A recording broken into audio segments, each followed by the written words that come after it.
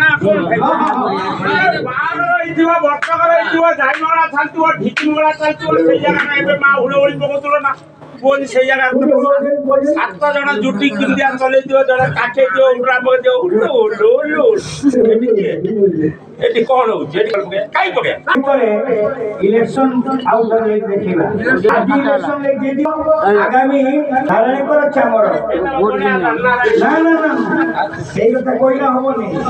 কিন্তু ଆମ ଗାଁ ଆମ ପୁଅ ଆମ ପିଲାମାନେ ବସୁଛନ୍ତି ଏଇ ବଡ କଥା କିଛି ଦରକାର ନାହିଁ ତଳିପଟର ମାନୁ ଫୁଟି ଯାଉଛି ରାଜି ନୁହନ୍ତି ଠିକ ନା ପଛେଇ ମୁଁ ଚା ପିଇକି ପାନ ବରାଦି କରିଛି ପାନ ବରା ସେଠି ନେଇଛି ନା କଣ ଆଉ କିଏ ଗଲେ କହିଲେ ଯୋଉ ଆଗେ ଯୋଉ 5 ଲୋକ ଗିଆ ଓଷାରା ତ ଖାଲି ଗିଆ